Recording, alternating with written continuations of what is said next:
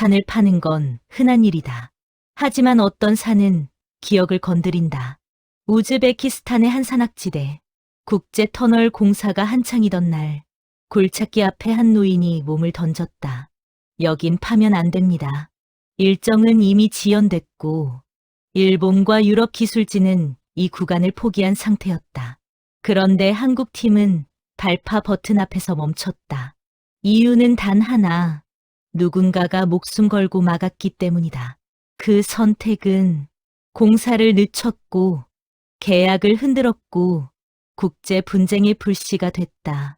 하지만 그 멈춤 덕분에 1300년 동안 땅속에 묻혀있던 역사가 처음으로 빛을 보기 시작했다. 이 이야기는 영웅의 이야기가 아니다.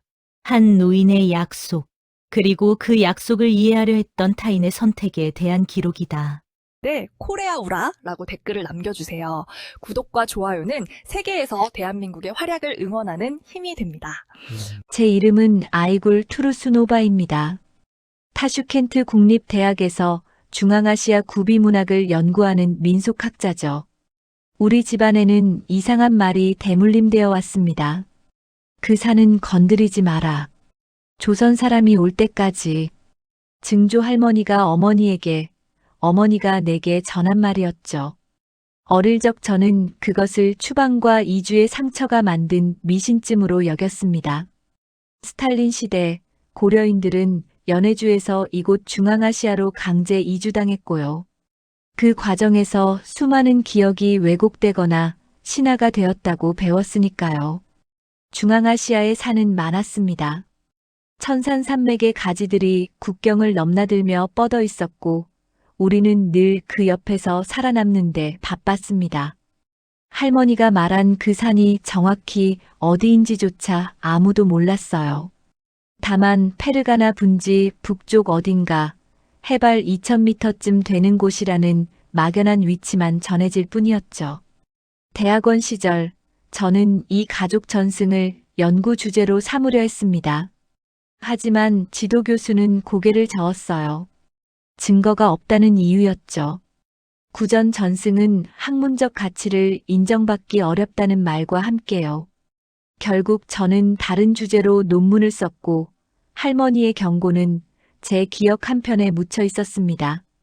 그러다 3년 전 우즈베키스탄 정부가 야심찬 국가 프로젝트를 발표했습니다. 페르가나 계곡과 타슈켄트를 잇는 철도 현대화 사업이었죠. 소비에트 시절 건설된 낡은 노선을 고속철로 바꾸고 산악 구간에는 새로운 터널을 뚫겠다는 계획이었습니다. 유럽과 아시아를 잇는 신실크로드의 핵심 구간이 될 거라는 홍보가 쏟아졌어요. 국제 입찰이 진행되었습니다. 일본 기업 컨소시엄이 먼저 계약을 따냈지만 2년 만에 철수했어요. 지질 조건이 예상보다 복잡하다는 이유였죠. 이어 프랑스와 독일 합작팀이 투입되었지만 역시 1년을 버티지 못했습니다. 안반의 경도가 설계와 달랐고 지하수 문제가 반복되었다고 했어요. 결국 한국의 한 건설사가 낙찰을 받았습니다. 그들은 산악 터널 시공 경험이 풍부했고 비슷한 지질 조건에서 성공 사례를 여러 차례 쌓아온 팀이었죠. 우즈베키스탄 정부는 마지막 기회라는 심정으로 계약서에 서명했습니다. 공사 기간은 3년, 지체상금 조항은 가혹할 정도로 엄격했어요. 대학에서는 이 프로젝트와 관련해 문화영향평가 용역을 의뢰받았습니다. 공사 구간에 문화재나 민속적으로 중요한 장소가 있는지 사전 조사하는 작업이었죠. 제가 그 팀에 합류한 건 우연이었습니다. 담당 교수가 갑작스레 병가를 내면서 제게 기회가 왔어요. 서류를 검토하던 중 저는 손이 멈췄습니다. 터널 예정 구역의 좌표가 낯익었어요. 할머니가 말씀하시던 그 방향, 그 고도였습니다. 가슴이 뛰기 시작했죠. 설마 정말 그 산일까요? 저는 집에 남아있던 할머니의 낡은 수첩을 뒤졌습니다. 러시아어와 한글이 뒤섞인 메모 사이에서 흐릿하게 그려진 약도 하나를 발견했어요. 거기엔 강의 이름과 산봉우리의 형태가 표시되어 있었습니다. 지도와 대조해 보니 정확히 일치했어요. 다음 날 저는 현장 사전답사에 자원했습니다. 동료들은 의아해했죠. 민속학자가 굳이 험한 산길을 오를 이유가 없다고 했습니다. 하지만 저는 고집했어요. 이건 단순한 호기심이 아니었습니다. 3대에 걸쳐 전해진 경고, 그 무게를 확인해야 했으니까요. 사흘간의 이동 끝에 우리는 터널 입구 예정지에 도착했습니다. 해발 2100m, 바람이 거칠게 불어왔어요. 한국인 기술진들은 이미 가설 사무소를 설치하고 있었고 중장비들이 줄지어 대기 중이었습니다. 공사는 다음 주부터 본격적으로 시작될 예정이었죠. 저는 산을 올려다보았습니다. 거대한 암벽이 하늘을 가렸어요. 바위 틈 사이로 자라난 소나무들이 바람에 흔들렸습니다.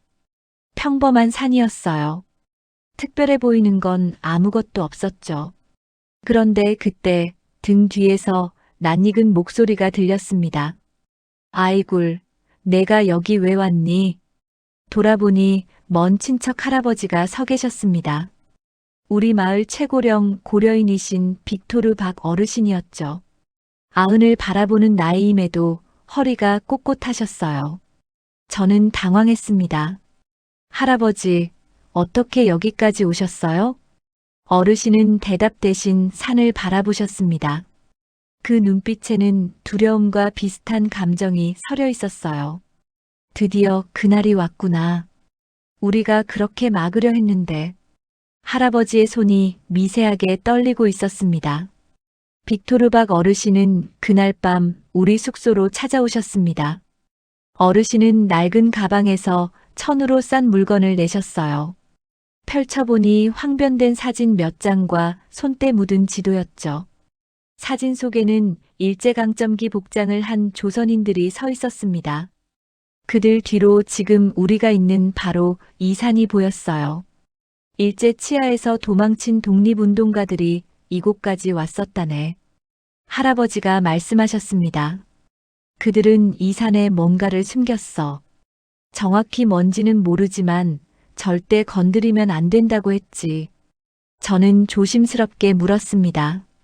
그럼 왜 정부에 알리지 않으셨어요? 어르신은 쓴웃음을 지으셨죠.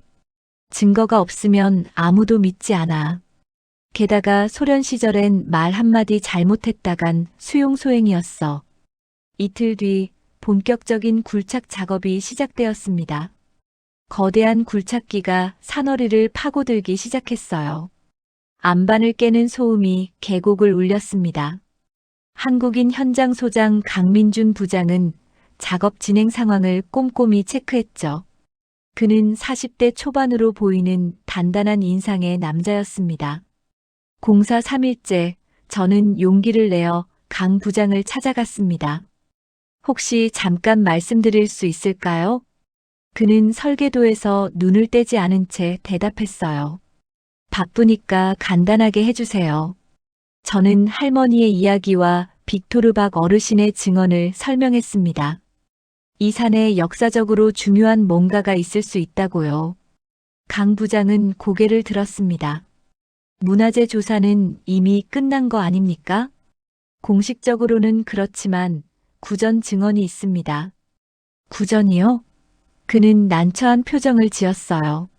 투르스노바 박사님, 저희는 이미 2년이나 지연된 공사를 맡았습니다. 하루 지체될 때마다 천문학적인 비용이 들어가요. 저는 물러서지 않았습니다. 단 하루만 시간을 주세요. 제가 직접 확인해 보겠습니다. 그는 한숨을 쉬었죠. 내일 오전까지요. 그 이상은 불가능합니다. 다음 날 새벽 저는 빅토르 박 어르신과 함께 산을 올랐습니다. 어르신은 사진 속 배경과 현재 지형을 비교하며 천천히 이동하셨어요. 여기야. 어르신이 한 바위 앞에서 멈춰 섰습니다. 이 바위 뒤쪽이 시작점이었어. 하지만 아무리 둘러봐도 특별한 건 보이지 않았습니다. 그저 평범한 암벽일 뿐이었죠. 저는 허탈했습니다. 결국 전설은 전설일 뿐일까요? 그때 어르신이 바위 틈에 손을 넣으셨습니다. 뭔가를 더듬더니 작은 금속 조각을 꺼내셨어요.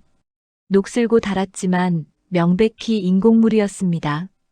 이게 표식이야. 어르신의 목소리가 떨렸습니다. 여기가 맞아. 저는 즉시 강 부장에게 연락했습니다. 그는 현장으로 직접 올라왔고 금속 조각을 살펴봤어요. 그는 신중한 표정이었습니다. 확실히 오래된 물건이긴 하네요. 바로 그 순간 산 아래에서 급한 고함 소리가 들렸습니다. 부장님, 큰일 났습니다. 우리는 급히 아래로 내려갔어요. 굴착 현장에는 인부들이 모여 있었고 굴착기는 멈춰 있었습니다. 뭔가 이상합니다. 현장 기사가 보고했어요. 안반 밀도가 갑자기 달라졌습니다. 속이 빈 것 같아요. 강 부장은 즉시 지질 레이더 스캔을 지시했습니다. 20분 뒤 결과가 나왔죠. 공동이 있습니다. 기술자가 모니터를 가리켰어요. 폭 약 4m, 깊이 3m 정도의 인공 구조물로 보입니다. 현장이 술렁였습니다. 유럽에서 온 감리단 책임자 피에르 뒤퐁이 강 부장에게 다가왔어요.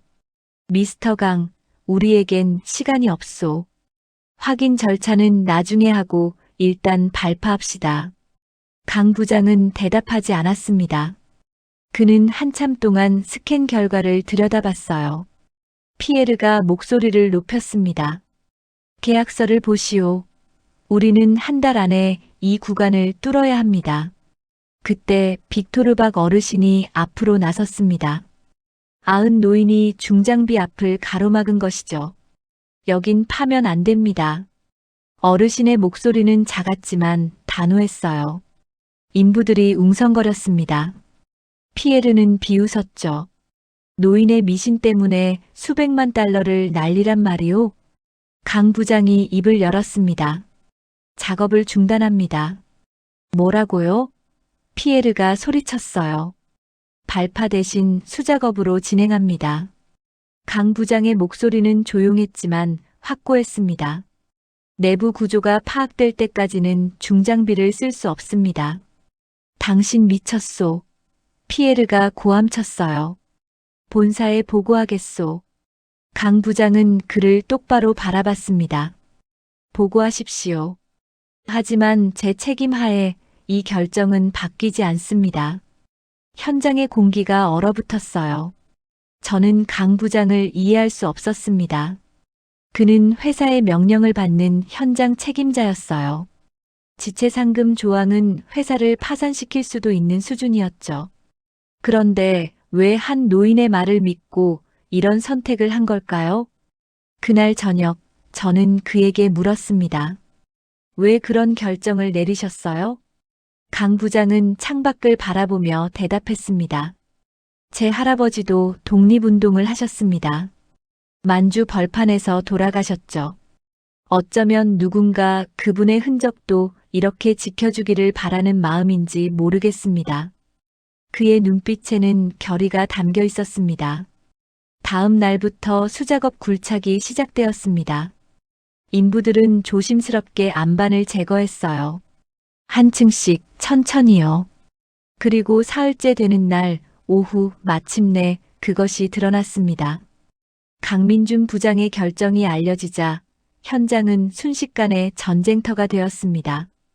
프랑스 감리단 피에르 뒤퐁은 즉시 본사에 보고했고 이틀 만에 한국 건설사 본사에서 급파된 임원진이 현장에 도착했어요. 검은 정장 차림의 상무 1명과 법무팀 변호사 2명이었죠. 강 부장, 상무가 회의실 문을 박차고 들어왔습니다. 지금 무슨 짓을 하는 겁니까? 상무의 손엔 두툼한 서류 뭉치가 들려 있었어요. 계약서, 지체상금 조항, 그리고 우즈베키스탄 정부가 보낸 경고장이었습니다. 하루 지연될 때마다 80만 달러입니다. 상무가 책상을 쳤어요. 당신 지금 회사를 파산시키려고 작정했습니까? 강 부장은 침착하게 대답했습니다. 문화재 보호는 계약서 특약 조항에도 명시되어 있습니다. 문화재요? 상무가 비웃었죠. 노인 한 명의 헛소리가 문화재 증거입니까? 공식 조사에서 아무것도 안 나왔잖습니까? 그때 우즈베키스탄 정부 대표단도 현장에 도착했습니다. 교통부 차관 라술 압둘라예프였어요. 그는 차가운 표정으로 입을 열었습니다. 미스터 강, 우리 정부는 매우 실망했습니다. 한국 기업을 믿고 기회를 줬는데 이게 답입니까? 저는 회의실 한 구석에서 그 광경을 지켜봤습니다. 강 부장은 사면 초가였어요. 본사, 정부, 감리단 모두가 그를 압박했죠. 빅토르박 어르신도 회의실에 계셨습니다. 하지만 아무도 어르신의 말에 귀 기울이지 않았어요. 피에르가 냉소적으로 말했습니다. 증거를 대시오, 강 씨. 당신이 옳다는 증거 말이오. 강 부장이 대답하려는 순간 회의실 문이 열렸습니다. 현장 기사가 숨을 헐떡이며 들어왔어요. 부장님, 뭔가 나왔습니다. 우리 모두는 현장으로 달려갔습니다. 수작업으로 제거한 안반 뒤로 검게 그을린 석재 벽면이 드러나 있었어요. 명백히 인공적으로 쌓아 올린 구조물이었습니다. 이건 제 손이 떨렸습니다. 피에르가 어깨를 으쓱였어요. 그래서요? 낡은 돌무더기 하나 나왔다고 공사를 멈춰야 합니까? 압둘라예프 차관도 회의적이었습니다. 이 지역엔 옛날 대상들이 쓰던 피난처가 많습니다. 특별할 게 없어요. 하지만 강 부장은 멈추지 않았습니다. 전문가 확인이 필요합니다. 그는 저를 바라봤어요. 투르스노바 박사, 확인해 주실 수 있겠습니까? 저는 떨리는 손으로 석재에 다가갔습니다. 표면을 자세히 살펴보니 희미하게 문자가 새겨져 있었어요. 예상치 못한 순간이었죠. 이건 한자입니다. 제 목소리가 떨렸어요. 그런데 일반적인 한자가 아닙니다. 뭐가 다릅니까? 상무가 다그쳤어요. 서체와 구조가 고대 한반도 양식입니다. 저는 확신을 가지고 말했습니다. 최소 1000년 이상 된 것으로 보입니다. 회의실에 정적이 흘렀어요. 피에르가 비웃었습니다. 한반도요? 여긴 중앙아시아입니다. 말이 됩니까? 그때 빅토르박 어르신이 앞으로 나섰습니다. 어르신은 천천히 석재 벽면을 어루만지셨어요. 발해입니다. 어르신의 목소리가 떨렸어요. 우리 조상들이 세운 나라, 발해의 흔적입니다. 상무가 손사래를 쳤습니다. 발해는 만주에 있었잖습니까? 왜 여기 있습니까? 저는 급히 설명했습니다. 발해 멸망 후 유민들이 사방으로 흩어졌다는 기록이 있습니다. 일부는 고려로, 일부는 요나라로, 그리고 일부는 서쪽으로 갔을 수 있다는 겁니까? 압둘라예프가 물었어요. 가능성이 있습니다. 제가 대답했죠. 실크로드를 통해 이동한 흔적은 여러 문헌에 나옵니다. 피에르가 폭발했습니다. 가능성이라고요. 확실한 게 아니잖습니까? 우리는 가능성 때문에 수백만 달러를 날려야 합니까? 강 부장이 조용히 말했습니다. 확실한지 확인하려면 더 파봐야 합니다. 미쳤군. 상무가 소리쳤어요. 당신 지금 회사 목을 조르고 있다는 거 모릅니까? 그날 밤 긴급 화상회의가 열렸습니다. 한국 본사 사장, 우즈베키스탄 교통부 장관, 유럽 감리단 본부까지 참여한 대규모 회의였어요. 강 부장은 홀로 그들과 대면해야 했습니다. 강 부장, 마지막으로 묻겠습니다. 본사 사장이 말했어요. 당신은 정말 이 공사를 계속 지연시킬 겁니까? 강 부장은 화면을 똑바로 바라봤습니다. 예, 그렇습니다. 그럼 책임질 수 있습니까? 강 부장이 잠시 침묵했어요. 그리고 천천히 입을 열었습니다. 사장님, 우리 회사가 중동에서 첫 프로젝트를 따낼 때를 기억하십니까? 갑작스러운 질문에 사장이 당황했어요. 그게 지금 무슨 상관입니까? 현지인들이 우리를 믿지 않았습니다. 강 부장이 계속했어요. 아시아 기업이 뭘 하겠냐고 비웃었죠. 하지만 우리는 약속을 지켰습니다. 공기를 맞췄고 품질을 보장했습니다. 그래서요? 그게 한국 건설의 브랜드가 되었습니다. 강 부장의 목소리에 힘이 실렸어요. 우리는 돈만 보고 일하는 기업이 아니라 역사와 문화를 존중하는 기업이라고요. 화면 속 사장이 말이 없었습니다. 만약 우리가 여기서 천년된 유적을 파괴한다면요. 강 부장이 덧붙였어요. 그건 우리 브랜드를 스스로 무너뜨리는 겁니다. 본사 회의실이 술렁였습니다. 압둘라에프 장관이 끼어들었어요. 하지만 미스터 강, 당신의 명분은 이해하지만 현실은 다릅니다. 우리에겐 국가 경제가 걸려 있어요. 알고 있습니다. 강 부장이 고개를 숙였어요. 하지만 장관님 나라의 역사 유적을 우리가 지켜낸다면 그게 양국 관계에 어떤 의미가 될까요? 장관이 잠시 생각에 잠겼습니다. 피에르가 비꼬듯 말했어요. 아름다운 이야기군요, 미스터 강. 하지만 계약서에는 그런 낭만이 없습니다. 강 부장이 글을 놔봤습니다. 그럼 묻겠습니다, 미스터 뒤퐁. 당신네 프랑스는 왜 노트르담 대성당을 복구하는데 수조 원을 씁니까? 피에르가 말문이 막혔어요. 역사는 돈으로 환산할 수 없으니까요. 강 부장이 조용히 말했습니다. 그게 문명국가의 자세 아닙니까? 회의실이 조용해졌습니다. 상무가 답답하다는 듯 물었어요. 그래서 대안이 있습니까? 이대로 가다간 우리 회사 망합니다. 강 부장이 서류를 펼쳤어요. 터널 노선을 200m 우회시키면 됩니다. 공기는 3개월 늘어나지만 지체상금보다는 적은 손실입니다. 3개월이요? 사장이 인상을 찌푸렸어요. 대신 우즈베키스탄 정부에 제안합니다. 강 부장이 압둘라에프 장관을 봤어요. 이 유적을 공동으로 발굴하고 한국-우즈베키스탄 문화 협력의 상징으로 만드십시오. 장관이 눈을 가늘게 떴습니다. 계속 말해보시죠. 한국은 발굴 비용과 기술을 지원합니다. 강 부장이 설명했어요.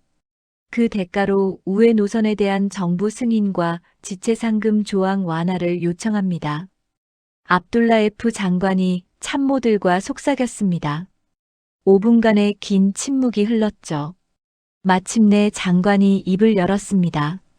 조건이 하나 있습니다. 말씀하십시오. 발굴 결과를 국제학계에 공개하시오. 장관이 말했어요. 이게 정말 역사적 발견이라면 우즈베키스탄도 명예를 얻어야 합니다. 강 부장이 고개를 끄덕였습니다. 당연합니다. 사장이 한숨을 쉬었어요. 좋습니다. 강 부장, 당신 뜻대로 해보시오. 하지만 실패하면 책임은 당신이 집니다. 감수하겠습니다. 화상회의가 끝났습니다. 회의실을 나서는 강 부장에게 제가 다가갔어요. 부장님, 정말 괜찮으시겠어요? 너무 큰 위험을 감수하신 거 아닙니까? 강 부장은 피곤한 미소를 지었습니다. 투르스노바 박사님, 제 할아버지가 만주에서 일본군과 싸울 때도 다들 미쳤다고 했답니다. 그는 창밖의 산을 바라봤어요. 하지만 누군가는 해야 할 일이 있습니다. 지금이 아니면 영원히 사라질 역사니까요. 그의 눈빛에는 흔들림이 없었습니다. 발굴 작업이 공식적으로 승인되기까지 일주일이 걸렸습니다. 그 사이 강민준 부장은 한국에서 긴급 지원팀을 불러들였어요. 고고학자 셋, 보존 처리 전문가 둘, 그리고 문화재 사진 기록 전문가 1명이었죠. 우즈베키스탄 측에서도 국립박물관 연구진이 합류했습니다. 저는 공동조사단의 현지 책임자로 임명되었어요. 평생 구전문학만 연구하던 제가 1000년 전 유적 발굴을 총괄하게 된 것이죠. 떨리는 손을 주체할 수 없었습니다. 한국에서 온 고고학자 정수진 박사는 50대의 단호한 여성이었어요. 그녀는 현장을 둘러보며 고개를 저었습니다. 조건이 너무 열악합니다. 해발 2000m의 일교차가 심하고 습도 조절도 안 돼요. 강 부장이 대답했습니다. 최선을 다해 환경을 만들겠습니다. 이틀 만에 현장에 임시 보호 구조물이 설치되었어요. 한국 건설팀이 밤낮 없이 작업한 결과였죠. 온습도 조절 장치와 조명 시설까지 갖춰진 완벽한 발굴 환경이었습니다. 정 박사가 놀란 표정으로 말했습니다. 이런 시설을 일주일 만에 만들다니. 역시 한국 건설입니다. 본격적인 발굴은 그 다음 주 월요일에 시작되었습니다. 정 박사의 지휘 아래 연구진은 조심스럽게 석재를 제거해 나갔어요. 한층 한층 붓으로 먼지를 털어내듯 천천히요. 이틀째 되는 날 오후 드디어 벽면 전체가 드러났습니다. 그 순간 현장에 있던 모든 사람이 숨을 죽였어요. 단단한 안반을 조심스럽게 걷어내자 속이 빈 공간에서 둔탁한 울림이 전해졌습니다. 인공적으로 다듬어진 석실이었어요. 그리고 벽을 채운 색채. 이건 정 박사의 목소리가 떨렸습니다. 벽화입니다. 희미하지만 분명한 안료의 흔적이 석벽에 남아 있었어요. 1000년의 세월을 견딘 색채였죠. 붉은색, 청색, 그리고 금박의 흔적까지. 저는 숨을 삼켰습니다. 이건 우연도, 최근의 흔적도 아니었습니다. 우즈베키스탄 박물관에 라티프 박사가 다가왔어요. 그는 회의적이었던 사람 중 하나였죠. 하지만 그의 표정이 변했습니다. 이 안료 배합 기법, 중앙아시아 것이 아닙니다. 정 박사가 확대경으로 벽면을 살폈어요. 동북아시아 양식입니다. 명백하게요. 피에르 뒤퐁도 현장에 와 있었습니다. 그는 여전히 못마땅한 표정이었죠. 하지만 벽화를 보는 순간 할 말을 잃었어요. 3일째 석실 안쪽 공간이 완전히 드러났습니다. 폭 4m, 깊이 6m의 방형 공간이었어요. 천장은 둥글게 처리되어 있었고 사방 벽면에 벽화가 그려져 있었습니다. 정 박사가 조명을 비추자 벽화의 디테일이 선명해졌어요. 왼쪽 벽면에는 성곽과 궁궐이 그려져 있었습니다. 동북아시아 특유의 기와 지붕과 처마 구조였죠. 그 앞으로 갑옷을 입은 무사들이 행렬을 이루고 있었어요. 오른쪽 벽면에는 전투 장면이 있었습니다. 말을 탄 기병들이 활을 쏘고 보병들이 창을 휘두르는 모습이었죠. 적군의 복장은 명백히 달랐어요. 뒷벽에는 사람들이 길을 떠나는 장면이 그려져 있었습니다. 수레와 말, 그리고 긴 행렬. 어딘가로 이동하는 유민들의 모습이었어요. 정 박사가 손전등으로 천장을 비췄습니다. 그리고 우리 모두는 그것을 봤어요. 천장 중앙에 큰 글씨가 새겨져 있었습니다. 발해국. 세 글자였죠. 라티프 박사가 중얼거렸어요. 맙소사. 빅토르박 어르신이 석실 안으로 들어오셨습니다. 어르신은 벽화를 보며 눈물을 흘리셨어요. 정말이었구나. 어르신의 목소리가 떨렸어요. 우리 조상들이 여기 계셨어. 정 박사가 급히 카메라를 꺼냈습니다. 전체를 기록해야 합니다. 보존 처리 전문가들, 즉시 습도와 온도를 체크하세요. 현장이 긴박하게 돌아갔어요. 저는 벽면의 문자를 자세히 살펴봤습니다. 벽화 사이사이에 작은 글씨들이 새겨져 있었어요. 해독하기 어려운 고대 한자였죠. 천천히 읽어 내려가자 문장의 의미가 드러났습니다. 1005년 국파하여 서행하다. 1005년이면 서기 925년 발해가 멸망한 해였어요. 500여 호 천산에 이르다. 500가구가 천산 산맥까지 왔다는 뜻이었습니다. 이곳에 사당을 세워 조국을 기억하노라. 저는 전율했습니다. 이곳은 단순한 피난처가 아니었어요. 고향을 잃은 사람들이 세운 추모의 공간이었죠. 정 박사가 다가왔습니다. 뭐라고 쓰여 있나요? 저는 떨리는 목소리로 해석해 줬어요. 정 박사의 눈시울이 붉어졌습니다. 1000년 전 나라를 잃은 사람들이 이 먼 곳까지 왔군요. 그날 저녁 발굴 현장에서 긴급 회의가 열렸습니다. 압둘라에프 장관이 직접 현장을 방문했어요. 그는 벽화를 한참 동안 바라봤습니다. 정말 놀랍습니다. 장관이 말했어요. 우리 땅에 이런 역사가 숨어 있었다니. 강 부장이 조용히 말했습니다. 장관님, 이제 이해하시겠습니까? 왜 제가 공사를 멈췄는지. 장관이 고개를 끄덕였어요. 당신이 옳았습니다, 미스터 강. 만약 우리가 이걸 파괴했다면 돌이킬 수 없는 실수를 저질렀을 겁니다. 피에르 뒤퐁은 한 구석에 서서 아무 말도 하지 않았습니다. 그의 표정은 복잡했어요. 라티프 박사가 질문했습니다. 그런데 왜 발해 유민들이 이곳까지 왔을까요? 너무 멉니다. 정 박사가 대답했어요. 발해 멸망 후 유민들은 사방으로 흩어졌습니다. 대부분은 고려나 요나라로 갔지만 일부는 더 먼 곳으로 갔다는 기록이 있어요. 실크로드를 따라왔겠군요. 제가 덧붙였습니다. 이곳은 동서교역로의 요충지였으니까요. 빅토르박 어르신이 말씀하셨어요. 그들은 언젠가 고향으로 돌아갈 날을 꿈꿨을 겁니다. 그래서 이렇게 기록을 남긴 거예요. 조국은 사라져도 기억은 남기겠다는 의지였죠. 정 박사가 조용히 말했습니다. 그 말에 모두가 침묵했어요. 강 부장이 입을 열었습니다. 이제 우리가 할 일은 명확합니다. 이 기억을 세상에 알리는 것입니다. 어떻게요? 장관이 물었어요. 국제학술대회를 개최하십시오. 강 부장이 제안했어요. 한국, 우즈베키스탄, 그리고 세계의 학자들을 초청해서 이 발견의 의미를 논의하는 겁니다. 좋은 생각입니다. 장관이 동의했어요. 우즈베키스탄 정부가 전폭 지원하겠습니다. 정 박사가 덧붙였습니다. 벽화 보존 처리도 시급합니다. 한국에서 최고의 전문가들을 더 불러오겠습니다.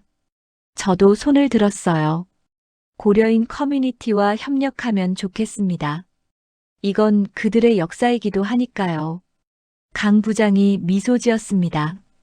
다들 감사합니다. 사흘 후 석실 바닥을 정리하던 중 또 다른 발견이 있었습니다. 보존 처리 전문가가 흙을 조심스럽게 제거하자 작은 금속 상자가 나왔어요. 청동으로 만들어진 것으로 표면에 문양이 새겨져 있었죠. 정 박사가 장갑을 끼고 상자를 열었습니다. 안에는 비단 천에 쌓인 물건들이 들어 있었어요. 작은 옥패, 청동 거울, 그리고 두루마리 하나. 두루마리를 펼치자 고대 문자가 빼곡히 적혀 있었습니다. 저는 숨을 멈췄어요. 이건 명부입니다. 명부요? 강 부장이 물었어요. 이곳에 온 사람들의 이름과 관직이 기록되어 있습니다. 제가 설명했어요. 537명의 명단이에요. 정 박사가 경외심 어린 목소리로 말했습니다. 1000년 전 사람들의 이름이 여기 있군요. 그 순간 저는 깨달았습니다. 이건 단순한 고고학적 발견이 아니었어요. 역사에서 지워진 사람들의 존재 증명이었죠. 그들은 나라를 잃었지만 자신들의 이름만큼은 남기고 싶었던 거예요. 빅토르박 어르신이 두루마리를 보며 눈물을 흘리셨습니다. 이제야 우리 조상들을 만났습니다. 어르신이 떨리는 목소리로 말씀하셨어요. 강 부장이 어르신의 어깨에 손을 올렸어요. 어르신이 지켜주신 덕분입니다. 그날 밤 저는 석실 밖에 홀로 앉아 있었습니다. 별이 쏟아지는 중앙아시아의 하늘 아래 1000년 전 사람들도 이별을 보며 고향을 그리워했을 것입니다. 강 부장이 옆에 앉았어요. 무슨 생각하세요? 제가 대답했습니다. 만약 부장님이 공사를 강행했다면 이 모든 게 사라졌을 거예요. 강 부장이 별을 올려다봤습니다. 때때로 멈출 줄 아는 것도 용기입니다. 그의 말이 가슴에 와닿았어요. 발견 소식은 생각보다 빠르게 퍼져나갔습니다. 일주일 만에 국제학계가 들썩였어요. 하버드, 도쿄대, 베이징대 교수들이 현장 방문을 요청했죠. 우즈베키스탄 국영방송은 특집 다큐멘터리 제작을 발표했습니다. 하지만 모두가 환영한 건 아니었어요. 중국 사회과학원에서 성명을 냈습니다. 발해는 중국 역사의 일부다. 해당 유적의 발굴은 중국 측과 협의되어야 한다. 일본 외무성도 논평을 발표했어요. 발해는 고대 동아시아 공동의 역사다. 특정 국가가 독점해서는 안 된다. 강민준 부장은 침착했습니다. 우리는 독점하지 않습니다. 공동 연구를 제안합니다. 이틀 후 타슈켄트에서 긴급 기자회견이 열렸습니다. 압둘라에프 장관과 강 부장, 정수진 박사, 그리고 제가 단상에 올랐어요. 수십 개 언론사 카메라가 우리를 향했죠. 장관이 먼저 입을 열었습니다. 우즈베키스탄 영토에서 발견된 이 유적은 전 인류의 문화유산입니다. 우리는 어떤 국가의 정치적 주장도 받아들이지 않을 것입니다.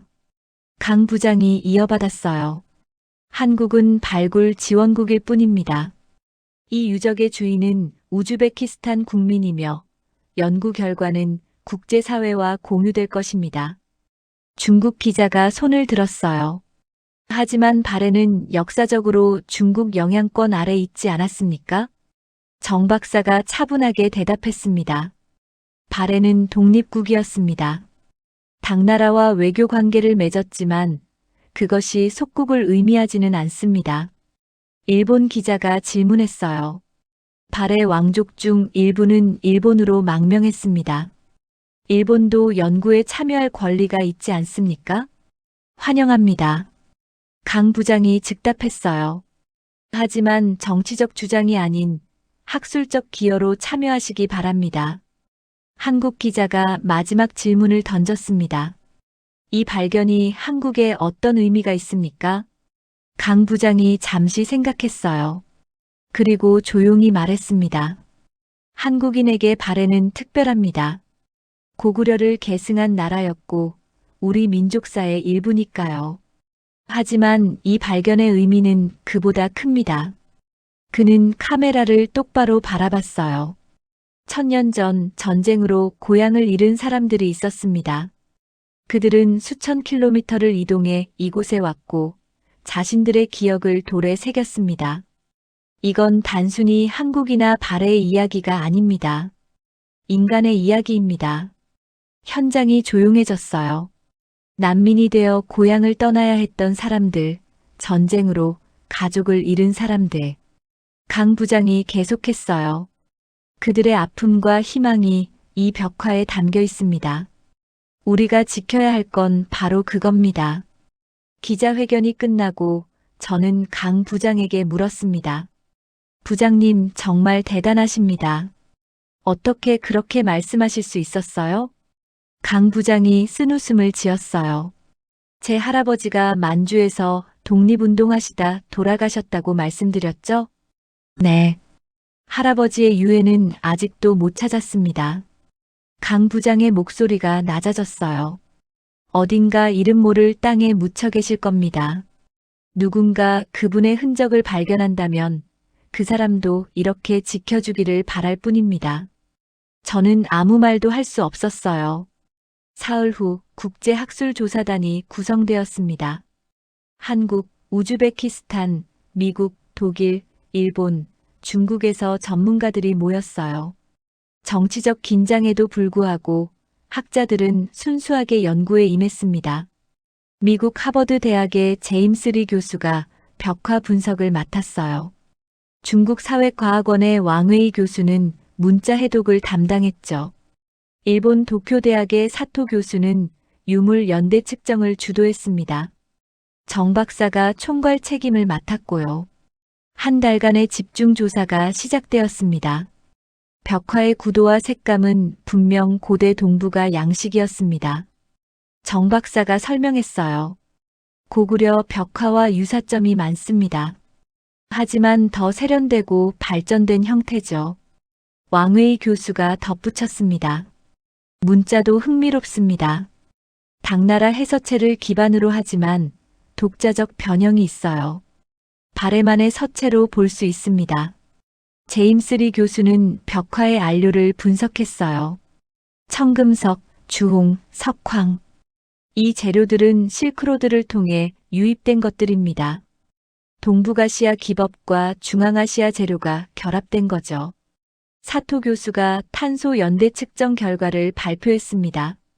9세기 말에서 10세기 초로 추정됩니다. 발의 멸망 시기와 정확히 일치하네요. 모든 증거가 하나를 가리켰어요.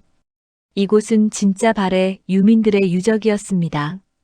하지만 가장 놀라운 발견은 따로 있었습니다. 석실 벽면을 정밀 스캔하던 중 독일 팀이 숨겨진 문양을 찾아냈어요. 육안으로는 보이지 않지만 자외선을 쬐면 드러나는 글씨였죠. 정 박사가 급히 자외선 램프를 가져왔습니다.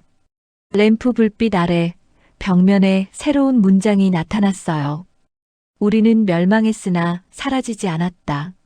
언젠가 자손들이 이곳을 찾아 우리를 기억하리라. 현장의 모든 학자가 숨을 죽였습니다. 제임스 리 교수가 중얼거렸어요. 마치 우리에게 보내는 메시지 같군요. 1000년을 넘어서 왕웨이 교수도 고개를 끄덕였어요. 정치적 입장을 떠나 학자로서 이건 경이롭습니다. 사토 교수가 말했습니다. 바레가 일본에 보낸 사절단 기록을 봤습니다. 그들은 문화 수준이 매우 높았어요. 이 벽화가 그 증거네요. 빅토르박 어르신이 석실 안으로 들어오셨습니다. 어르신은 자외선으로 드러난 글씨를 보시며 눈물을 흘리셨어요. 정말 우리를 기다리고 있었구나. 어르신이 벽면에 손을 댔어요. 정 박사가 어르신께 다가갔습니다. 어르신, 고려인 커뮤니티에 이 소식을 전하고 싶습니다. 괜찮으시겠어요? 어르신이 고개를 끄덕이셨어요. 당연하죠. 우리 모두가 알아야 합니다. 일주일 후 타슈켄트에서 고려인 대표자 회의가 열렸습니다. 중앙아시아 전역에서 500여 명의 고려인이 모였어요. 강제 이주 이후 최대 규모의 모임이었죠. 회의장에는 발굴 현장 사진들이 전시되었습니다. 벽화, 유물, 그리고 명부의 이름들. 한 노인이 명부를 보다가 손가락을 멈췄어요. 이 이름, 우리 집안 족보에 있는 이름입니다. 다른 사람도 소리쳤어요. 여기 우리 선조 이름도 있어요. 회의장이 술렁였습니다. 사람들은 명부를 둘러싸고 자신의 선조를 찾았어요. 빅토르박 어르신이 단상에 올랐습니다. 여러분, 어르신의 목소리가 울렸어요. 우리는 오랫동안 뿌리를 잃은 사람들이라고 생각했습니다. 하지만 아닙니다. 우리의 뿌리는 여기 있었습니다. 어르신이 사진을 가리켰어요. 1000년 전 선조들이 이곳에 왔고 우리를 기억해달라고 남겼습니다. 이제 우리가 그들을 기억할 차례입니다. 회의장에 박수가 터졌어요. 저는 그 광경을 보며 깨달았습니다. 역사는 단순히 과거의 기록이 아니에요. 현재를 사는 사람들에게 정체성을 주는 힘이죠. 강 부장이 제 옆에 서 있었습니다. 보세요, 투루스노바 박사님. 그가 조용히 말했어요. 우리가 지킨 건 돌과 그림이 아닙니다. 저 사람들의 자긍심입니다. 저는 고개를 끄덕였어요. 그리고 처음으로 이해했습니다. 왜 강 부장이 그토록 큰 위험을 감수했는지. 역사를 지키는 일은 때로 현재를 구하는 일이기도 했습니다. 발견이 확정되자 예상치 못한 곳에서 반발이 시작되었습니다. 중국 황구시보가 사설을 실었어요. 발해 유적 발견은 한국의 역사 왜곡 시도다. 발해는 중국 동북 지방 정권이었으며 우즈베키스탄 유적의 진위는 재검증되어야 한다. 일본 산케이 신문도 가세했습니다. 발해 왕족의 상당수가 일본으로 망명했다. 해당 유적은 한일 공동 관리가 타당하다. 심지어 러시아 학자들도 논문을 발표했어요. 발해 유민은 연해주를 거쳐 시베리아로 이동했다는 기록이 있다. 중앙아시아 유적은 후대에 조작된 것일 가능성이 크다. 발견 직후 일정과 계약을 이유로 일부 세력은 유적의 가치를 부정했습니다. 피에르 뒤퐁이 다시 현장에 나타났어요. 그는 프랑스 본사 법무팀을 대동하고 왔죠. 미스터 강. 피에르가 서류 뭉치를 내밀었어요. 우리 법무팀이 검토한 결과 당신의 공사 중단은 계약 위반입니다. 강민준 부장이 서류를 받아들었습니다. 문화재 보호 조항이 있습니다. 증거가 부족하다. 피에르가 단호했어요. 국제적으로 인정받지 못한 유적을 근거로 공사를 중단할 수는 없습니다. 국제학술조사단이 진위를 확인했습니다. 강 부장이 반박했어요. 그들의 결론은 아직 예비적입니다. 피에르가 냉소했어요. 가짜일 수 있다는 주장도 많지 않습니까? 그날 저녁 한국 본사에서 긴급 영상회의가 소집되었습니다. 사장의 표정이 어두웠어요. 강 부장, 상황이 심각합니다. 중국과 일본이 외교 채널을 통해 압력을 넣고 있습니다. 어떤 압력입니까? 강 부장이 물었어요. 한중일 건설 프로젝트에서 우리 회사를 배제하겠다는 겁니다. 사장이 한숨을 쉬었어요. 중국 측은 특히 강경합니다. 발해를 한국 역사로 주장하는 것은 동북 공정에 대한 도전이라고 하더군요. 저는 회의실 구석에서 그 대화를 들었습니다. 가슴이 철렁 내려앉았어요. 법무팀 이사가 발언했습니다. 솔직히 말씀드리면 우리가 이길 가능성은 낮습니다. 국제법상 문화재 판정은 해당 국가 정부 권한이고 우즈베키스탄도 입장이 애매합니다. 우즈베키스탄 정부는 우리 편 아닙니까? 강 부장이 물었어요. 압둘라에프 장관은 그렇지만 이사가 설명했어요. 우즈베키스탄 내부에도 반대 세력이 있습니다. 중국과의 경제 협력을 중시하는 쪽에서는 이 유적 때문에 중국 관계가 틀어지는 걸 원치 않습니다. 러시아도 개입했어요. 외무부 대변인이 브리핑에서 말했죠. 중앙아시아는 역사적으로 슬라브 문명권이다. 동아시아 국가들이 역사 왜곡을 위해 유적을 정치적으로 이용해서는 안 된다. 정수진 박사가 반박했습니다. 우리는 과학적 근거를 제시했습니다. 하지만 그들의 언어는 과학보다 이해관계에 가까웠습니다. 중국 사회과학원이 긴급 보고서를 냈어요. 우즈베키스탄 유적의 탄소 연대 측정은 오차 범위가 크다. 벽화 양식도 발해보다는 요나라 시기에 가깝다. 증거를 조작한 건 아닙니다만 정 박사가 분노했어요. 어떻게 학자가 이럴 수 있습니까? 왕웨이 교수는 난처한 표정이었어요. 그는 양심적인 학자였지만 중국 정부의 압력을 받고 있었죠. 제게 선택지가 없습니다. 왕 교수가 조용히 말했어요. 본국으로 소환 명령이 떨어졌습니다. 일본 측도 비슷했습니다. 사토 교수가 한국 팀에게 사과했어요. 죄송합니다. 도쿄대학 총장이 연구 중단을 지시했습니다. 외무성 압력이라고 하더군요. 국제학술조사단이 하나둘 철수하기 시작했습니다. 미국 제임스 리 교수만이 남았어요. 그는 학문적 양심을 지키는 사람이었죠. 나는 정치가 아닌 진실에 관심 있습니다. 리 교수가 단호했어요. 이 유적은 진짜입니다. 내 학자적 명예를 걸고 말할 수 있어요. 하지만 그의 목소리는 점점 작아졌습니다. 정치적 압박 앞에서 학문의 목소리는 너무 미약했어요. 우즈베키스탄 내부에서도 균열이 생겼습니다. 야당 의원들이 국회에서 질의했어요. 왜 우리 정부는 한국 편을 들어 중국과 관계를 악화시키는가? 경제 협력이 더 중요하지 않은가? 친중파 인사들이 압둘라에프 장관을 비난했습니다. 한국 건설사의 로비에 넘어갔다는 소문까지 돌았어요. 장관이 강 부장을 불렀습니다. 둘만의 자리였죠.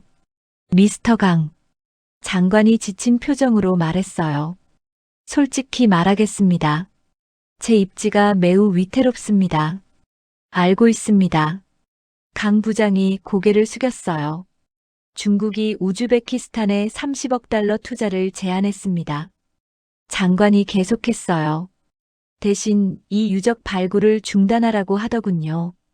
강 부장이 고개를 들었습니다. 장관님께서는 어떻게 하시겠습니까? 장관이 한숨을 쉬었어요. 대통령께 보고해야 합니다. 최종 결정은 청와대, 아니, 대통령궁에서 내릴 겁니다. 이해합니다. 강 부장의 목소리가 낮아졌어요. 그날 밤 저는 강 부장을 찾았습니다. 그는 홀로 유적 앞에 서 있었어요. 부장님, 제가 조심스럽게 다가갔어요. 투르스노바 박사님. 그가 돌아봤어요. 우리가 졌을지도 모르겠습니다. 아직 끝난 게 아닙니다. 하지만 현실은 냉혹합니다. 강 부장이 쓰게 웃었어요. 돈과 권력 앞에서 역사는 너무 약하죠. 저는 아무 말도 할 수 없었습니다. 그의 말이 맞았으니까요. 빅토르박 어르신도 오셨어요. 어르신은 강 부장 옆에 섰습니다. 포기하지 마십시오. 어르신의 목소리는 단호했어요. 어르신 하지만 강 부장이 말했어요. 내 나이 90입니다. 어르신이 유적을 바라봤어요. 평생을 이 비밀을 지키며 살았습니다.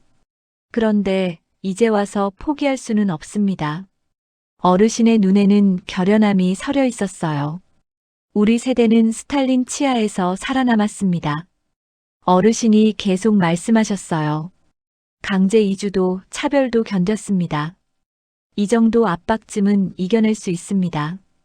강 부장이 어르신을 바라봤어요. 젊은이. 어르신이 그의 어깨를 두드렸어요. 당신은 이미 충분히 잘했습니다. 이제 우리가 나설 차례입니다. 어르신은 무슨 뜻인지 말씀하지 않으셨어요. 하지만 그 눈빛에는 계획이 있었습니다. 이틀 후 놀라운 일이 벌어졌습니다. 중앙아시아 전역의 고려인들이 움직이기 시작한 거예요. 타슈켄트, 알마티, 비슈케크, 아슈아바트. 곳곳에서 고려인 단체들이 성명을 발표했습니다. 우리는 발의 유적을 지킬 것이다. 이것은 우리의 역사이며 정체성이다.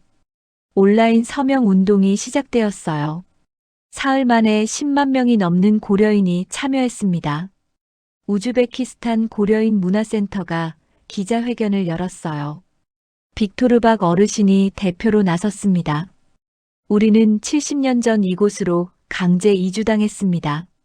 어르신의 목소리가 떨렸어요. 고향을 잃고 뿌리를 잃었습니다. 그런데 이제 1000년 전 선조들의 흔적을 찾았습니다. 우리는 이것을 포기할 수 없습니다. 현장의 기자들이 숙연해졌어요. 정치인들은 돈을 이야기하지만 어르신이 계속하셨어요. 우리에게 이것은 존재의 문제입니다. 우리가 누구인지, 어디서 왔는지 증명하는 유일한 증거니까요. 그 장면은 전 세계로 송출되었습니다. SNS에서 해시태그가 퍼졌어요. 해시태그 SAVEBALHAEHERITAG 해시태그 KOREANHISTORY 해시태그 CULTURALGENOCID 한국에서도 움직임이 일었습니다. 시민단체, 역사학자, 일반 대중이 성명을 냈어요. 발의 유적은 인류의 문화유산이다. 정치적 압박으로 파괴되어서는 안 된다. 그리고 놀랍게도 우즈베키스탄 일반 국민들도 동참했습니다. 타슈켄트 대학 학생들이 시위를 열었어요. 우리 땅의 역사를 지키자. 외세의 압력에 굴복하지 말자. 라티프 박사가 말했습니다. 이건 더 이상 고려인만의 문제가 아닙니다. 우즈베키스탄의 주권 문제가 되었어요. 압둘라예프 장관이 청와대에서 긴급 국무회의가 열렸다고 전했어요. 대통령이 결단을 내렸습니다. 장관이 강 부장에게 말했어요. 우리는 외압에 굴복하지 않겠습니다. 대통령의 결정이 발표되던 날 타슈켄트는 긴장감에 휩싸여 있었습니다. 압둘라예프 장관이 기자회견장에 섰어요. 카메라 플래시가 터졌고 수십 개 언론사가 숨죽이며 기다렸죠. 우즈베키스탄 정부는 발해 유적 보존을 최우선으로 하겠습니다. 장관의 목소리는 단호했어요. 어떤 외교적 압력도 받아들이지 않을 것입니다. 중국 기자가 벌떡 일어났어요. 경제 협력은 어떻게 하시겠습니까? 경제는 중요합니다. 장관이 침착하게 대답했어요. 하지만 주권은 더 중요합니다. 우리 땅에서 발견된 유적의 운명을 다른 나라가 결정할 수는 없습니다. 러시아 기자가 질문했습니다. 중국이 제시한 30억 달러 투자는 어떻게 됩니까? 거부했습니다. 장관의 대답은 간결했어요. 회견장이 술렁였어요.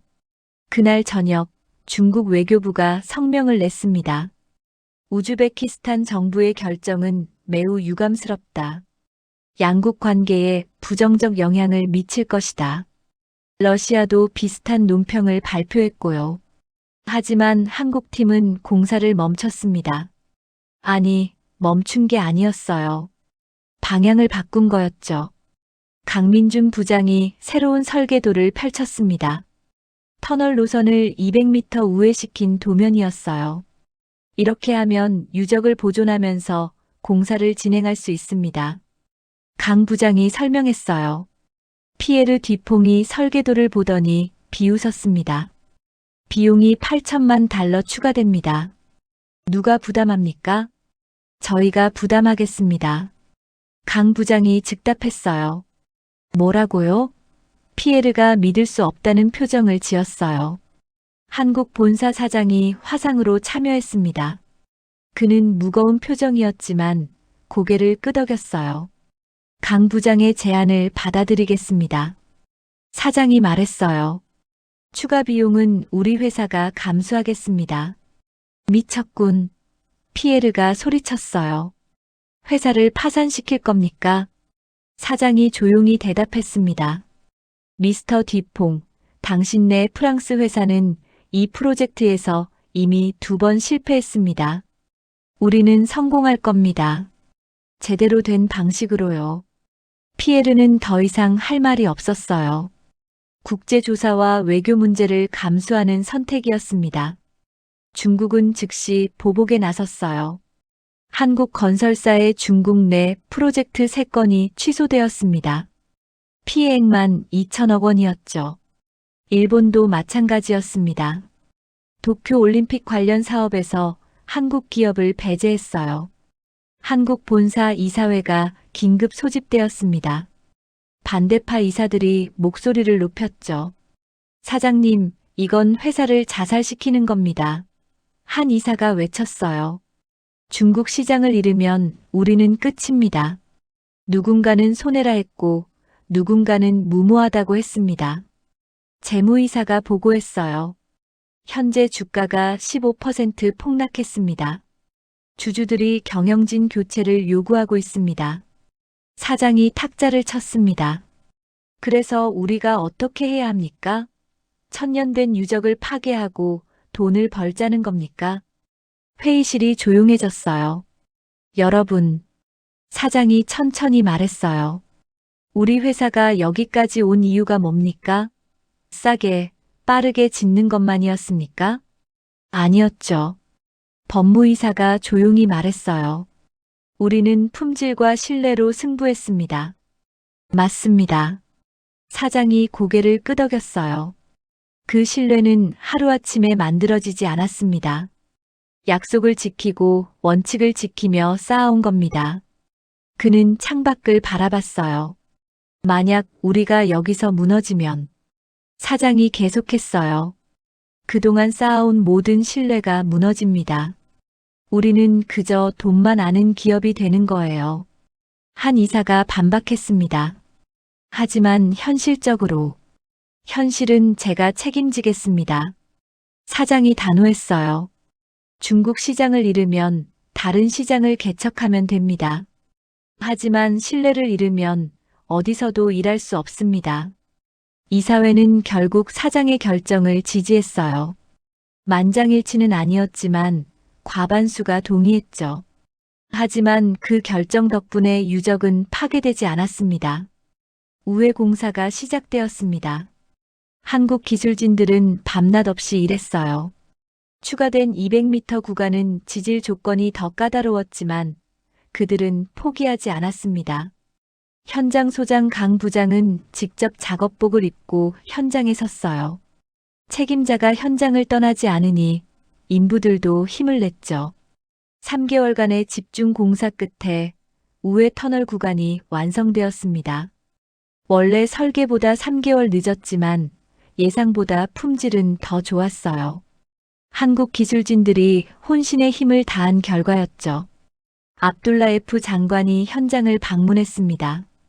그는 터널 내부를 돌아보더니 고개를 끄덕였어요. 놀랍습니다. 장관이 말했어요. 어려운 조건에서도 이렇게 완벽하게 해내다니. 강 부장이 겸손하게 대답했습니다. 우리가 할 수 있는 최선이었습니다. 장관이 그의 손을 잡았어요. 고맙습니다, 미스터 강. 당신은 우리에게 역사만 지켜준 게 아닙니다. 자존심을 지켜줬어요. 그 말에 강 부장의 눈시울이 붉어졌습니다. 한편 발의 유적은 본격적인 보존 처리에 들어갔습니다. 정수진 박사가 한국에서 최고의 보존 전문가들을 데려왔어요. 벽화 복원 전문가, 석조물 보관 기술자, 환경 제어 시스템 엔지니어까지 6개월간의 작업 끝에 유적은 완벽하게 보존되었습니다. 온습도가 제어되는 보호시설이 설치되었고 벽화는 최신 기술로 복원되었어요. 유네스코가 현장 실사를 나왔습니다. 조사단은 사흘간 유적을 꼼꼼히 살폈어요. 일주일 후 결과가 발표되었습니다. 우즈베키스탄 천산산맥 발해 유적을 세계문화유산 잠정 목록에 등재한다. 유네스코 대표가 선언했어요. 현장에 있던 모든 사람이 환호했습니다. 빅토르박 어르신은 유적 앞에서 눈물을 흘리셨어요. 저와 정 박사가 어르신 곁에 있었죠. 우리가 해냈습니다. 어르신이 떨리는 목소리로 말씀하셨어요. 천년을 기다린 선조들의 소원을 이뤘어요. 강 부장이 다가왔습니다. 어르신 덕분입니다. 어르신이 지켜주신 덕분에 여기까지 왔습니다. 아닙니다. 어르신이 고개를 저으셨어요. 당신 같은 젊은이가 있었기에 가능했습니다. 두 사람은 악수를 나눴어요. 세대를 넘어선 연대였죠. 그날 밤 타슈켄트에서 축하 행사가 열렸습니다. 한국, 우즈베키스탄, 그리고 중앙아시아 고려인 대표들이 모였어요. 정치적 압력에도 불구하고 끝까지 함께한 사람들이었죠. 압둘라에프 장관이 건배사를 했습니다. 역사를 지킨 모든 분께 감사드립니다. 특히 한국 건설팀께 경의를 표합니다. 박수가 터졌어요. 강 부장이 일어나 답사했습니다. 저희는 공사를 하러 왔지만 더 큰 걸 배웠습니다. 역사의 무게와 그것을 지키는 용기를요. 그는 빅토르박 어르신을 바라봤어요. 그 용기를 보여주신 어르신께 감사드립니다. 어르신이 고개를 끄덕이셨어요. 제임스 리 교수가 발언했습니다. 저는 미국인이지만 오늘 감동받았습니다. 돈과 권력에 맞서 진실을 지킨 사람들을 봤습니다. 그의 말에 모두가 공감했어요. 저도 마이크를 잡았습니다. 저는 민속학자입니다. 구전 전승을 연구해왔죠. 오늘 구전이 진실이 될 수 있다는 걸 배웠습니다. 그리고 그 진실을 지키기 위해 싸운 사람들을 만났습니다. 박수가 쏟아졌어요. 피에르 뒤퐁도 자리에 있었습니다. 그는 아무 말 없이 박수를 쳤어요. 미안하다는 표정이었죠. 행사가 끝날 무렵 강 부장이 저를 찾았습니다. 투르스노바 박사님. 그가 조용히 말했어요. 처음에는 솔직히 반신반의했습니다. 노인의 이야기를 믿어야 하나 고민했죠. 저도 그랬습니다. 제가 고백했어요. 하지만 지금은 압니다. 강 부장이 하늘을 올려다봤어요. 때로는 과학적 증거보다 사람의 마음을 믿는 게 더 중요하다는 걸요. 그의 말이 가슴에 와닿았습니다. 한국 본사에서도 변화가 있었어요. 주가는 결국 회복되었습니다. 오히려 유적 보존 결정 이후 기업 이미지가 좋아지면서 주가가 상승했죠. 중동과 아프리카에서 새 프로젝트 제안이 들어왔어요. 역사를 존중하는 기업과 일하고 싶다는 이유였습니다. 사장이 강 부장에게 전화했습니다. 수고했네. 자네 덕분에 회사가 한 단계 성장했어. 강 부장은 겸손하게 대답했어요. 저는 제 할 일을 했을 뿐입니다. 중국과의 관계도 서서히 풀렸습니다. 중국 정부는 공식적으론 여전히 불만이었지만 민간 기업들은 한국 건설사의 기술력을 인정했어요. 1년 후 중국 기업이 다시 협력을 제안해왔습니다. 이번에는 대등한 파트너로서였죠. 역사는 결국 이긴다는 걸 증명한 사건이었습니다. 2년 후 발해 유적은 정식으로 세계문화유산에 등재되었습니다. 유네스코 총회에서 만장일치로 통과된 순간 저는 파리 회의장에 있었어요. 중앙아시아 고려인 대표단과 함께였죠. 빅토르박 어르신도 함께 하셨습니다. 92의 나이에도 장거리 비행을 마다하지 않으셨어요. 등재가 선언되는 순간 어르신은 조용히 눈물을 흘리셨습니다. 이제야 우리 선조들이 공식적으로 인정받았구나. 어르신이 중얼거리셨어요. 저는 어르신의 손을 잡았습니다. 어르신이 지켜주신 덕분입니다. 아니야. 어르신이 고개를 저으셨어요. 너희 같은 젊은 세대가 싸워줬기 때문이지. 이곳은 결국 국제 공동 조사 대상이 되었습니다. 한국, 우즈베키스탄, 미국, 독일, 심지어 중국과 일본까지 참여하는 대규모 프로젝트가 되었어요. 정치적 갈등은 여전했지만 학문의 영역에서는 협력이 가능했습니다. 발굴은 계속되었고요. 석실 주변에서 추가 유구가 발견되었습니다. 주거지 흔적, 무덤, 그리고 작은 사당까지. 정수진 박사가 총괄 책임을 맡았어요.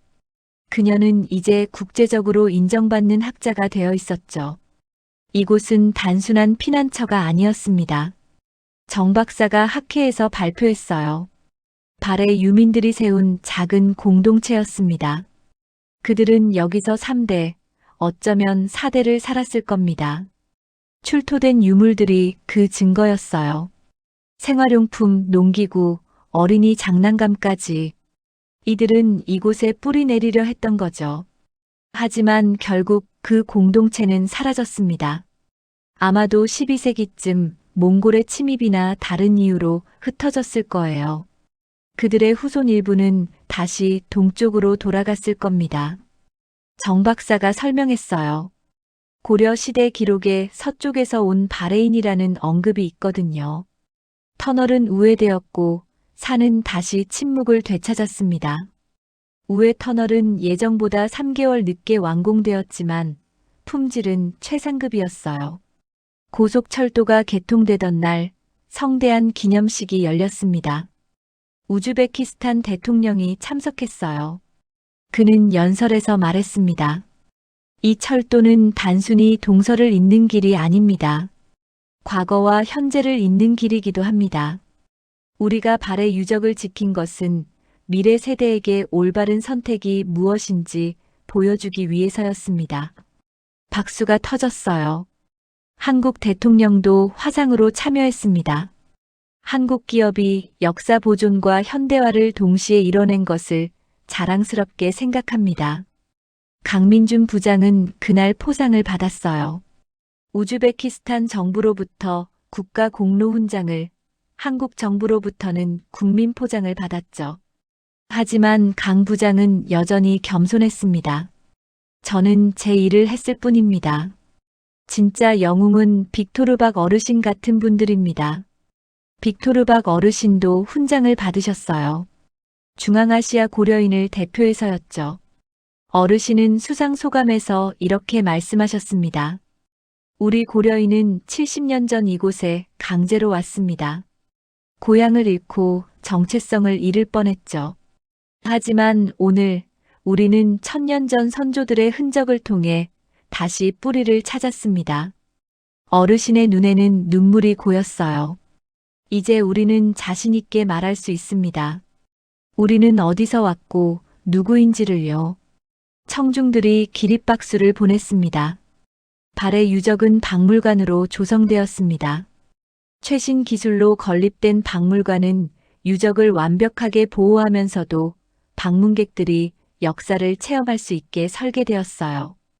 가상현실로 1000년 전 발의 유민들의 생활을 재현했고 홀로그램으로 벽화를 입체적으로 볼 수 있게 만들었죠. 개관 첫 해에만 10만 명이 방문했습니다. 한국인, 중국인, 일본인, 그리고 중앙아시아 각국 사람들이 찾아왔어요. 특히 한국 청소년들이 많이 왔습니다.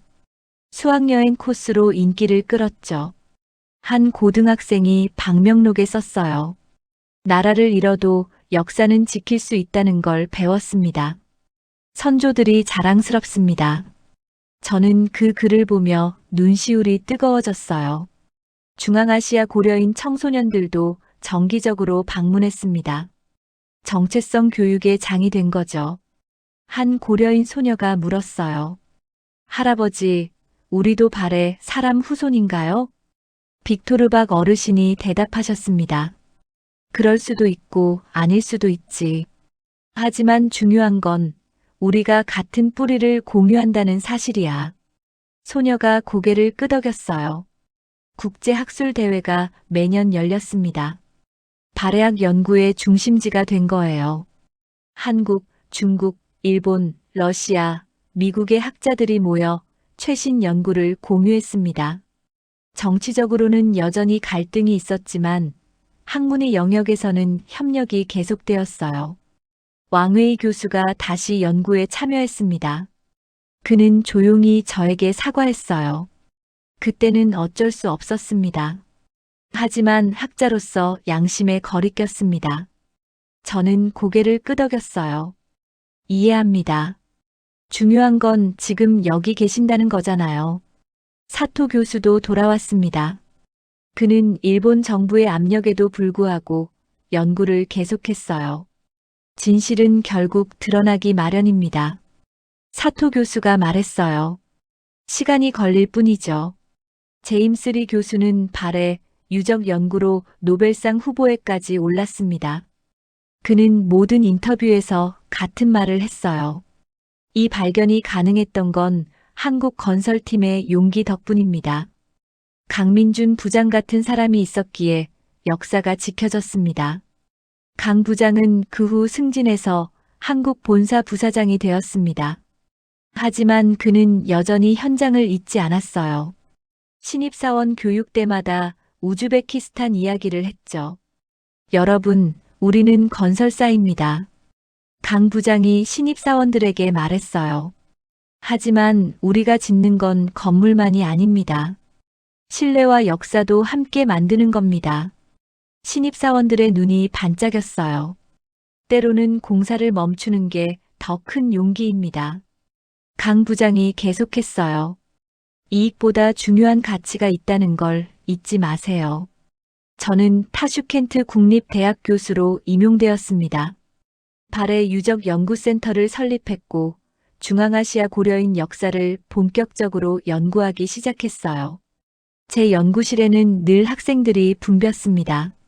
한국에서 온 교환학생들, 현지 우즈베키스탄 학생들, 그리고 고려인 청소년들까지. 교수님, 한 학생이 물었어요. 역사를 연구하는 게 정말 중요한가요? 저는 창밖을 바라봤습니다.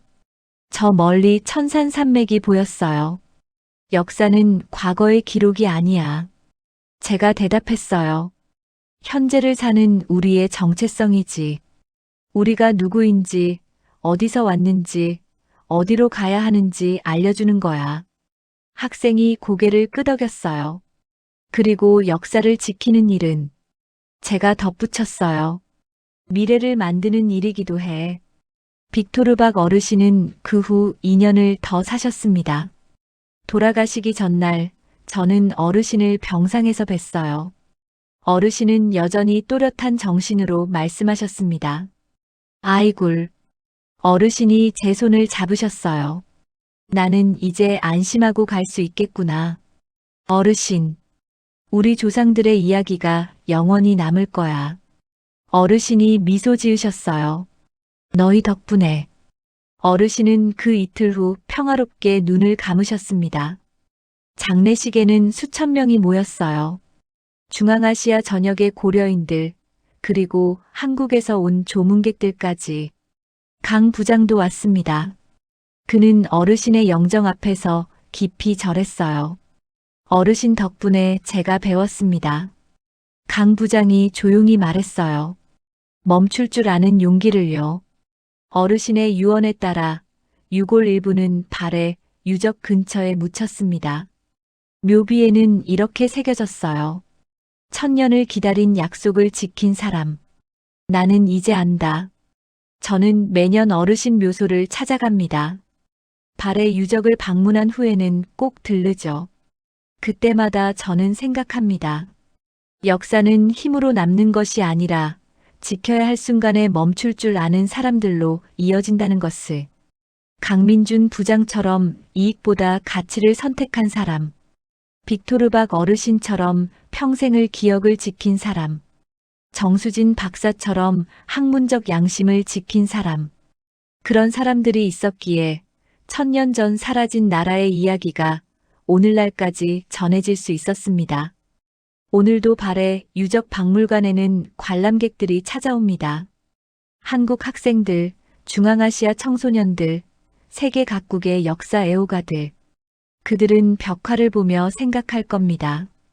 1000년 전 고향을 잃은 사람들이 여기 있었다고. 그들은 사라졌지만 그들의 이야기는 남았다고. 그리고 그 이야기를 지킨 사람들이 있었다고요. 저는 연구실 창가에 서서 천산산맥을 바라봅니다. 저 산 너머로 1000년의 시간이 흐릅니다. 하지만 어떤 것들은 시간이 지나도 사라지지 않습니다. 기억, 용기, 그리고 역사를 지키려는 사람들의 의지. 그것이 진정으로 사라지지 않는 유산입니다.